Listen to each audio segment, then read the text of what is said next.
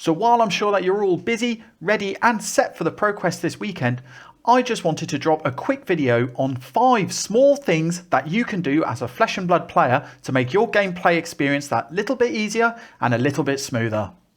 Best of all, they're all free or incredibly cheap. Please let me know what you think in the comments, and if you haven't already, please pounding gale that like button, smash with big tree that subscribe button, and nimble strike the bell icon so you get an awakening bellow every time that there's a new video. Sorry, let's hop right into it. Number 5, let's use proxy or playtest cards as placeholder or indicator cards. A lot of us have multiple Flesh and Blood decks. Maybe we have several Blitz decks we like to play, as well as a CC deck too. Well, I used to break down every deck and rebuild it for every event, when in fact there are only a few staple generic cards, like Equipment or Command and Conquer, that are shared between them. What I've started doing is using a staples binder, along with my equipment being in all these magnetic card holders. And when I want, say, a Command and Conquer for a specific deck, I can swap the indicator card for the proper Command and Conquer. And when I want to look later where my CNC is, well, then I'll know what deck it's in. Magic has these token indicator cards which are perfect for this, but using a piece of paper in the sleeve with some token also works. Or if you want to get a bit fancy, you can print out playtest or indicator cards at FABproxy.com. Number 4, sort your damn cards already. Next is something a lot of people will groan about, but you should really sort your cards. I use these boxes from BCW and they're only a couple dollars each. I sort my cards by set, class and then alphabetical, so it makes it easy if I want to find specific cards. Expensive and particularly rare cards go in my snaps or in my binder. Trust me, it's some initial pain, but you will thank yourself so much down the line. Number 3, expand your Blitz decks to Ultimate Pit Fight decks. Ultimate Pit Fight, or UPF, is fun, exciting format that I really think more people should start playing. UPF has a 60 card deck with young heroes, so when you're building your Blitz deck, also include a 20 card expand board, so you can add into the deck and make it immediately ready for UPF. The simplest way is to just add one more of each of the cards in your Blitz deck, but what you really should do is add spicy cards that work great in multiplayer games like Coaxer Commotion or Gorganian Tome. Okay, number 2, put your name card or your business card in your deck box.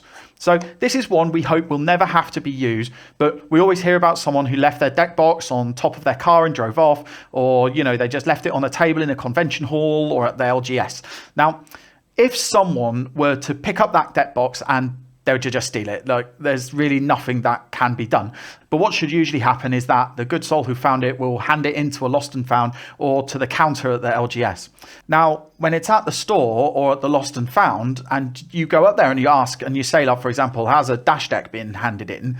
How would they, and you know that this is actually your dash deck, for sure. Well, having a card with your name and your email address and your phone number on the other side is kind of well, then it's a dead cert. Your name's literally in there. It doesn't have to be fancy. You don't need printed business cards out. You can just have a bit of paper with a token in a different colored sleeve so it stands out with your details on it. It should do the job just fine. And if you're concerned about some stranger peeking at your phone number when you're playing because it's in your deck box, then you can just have it that you'd have to turn the paper over to read your phone number or your email address.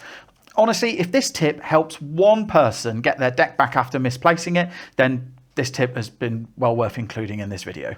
And my final number 1 tip is to just include your young hero in your CC deck for impromptu Blitz or Ultimate Pit Fight. This one is so easy to do, but I do sometimes see people who bring their CC deck out and then you say, oh, how about got time for a quick Blitz? And they're like, nah, I don't have. Well, you can just flip the deck over and then you've got yourself a young hero. It's always super easy just to cut cards from a CC deck to make it Blitz or UPF legal. It means that you can just jam some extra games. I love it when a hero token is like this. It has the adult hero on one side and then the young hero on the other side. I think it's fantastic. If you can get these, always include them, and that's brilliant. So that's it. Those are my 5 tips or hacks to help you get more games in of Flesh and Blood. Do you have any tips of your own? Is there anything that you have shared that is not necessarily gameplay wise that could help other players in Flesh and Blood? Please leave your tips below in the comments, and I look forward to reading them. And share this video please with everyone else. If you know someone who could do with these tips, please do send them a link. And like I said before, hit like, get subscribed, hit the bell notification and all that good jazz.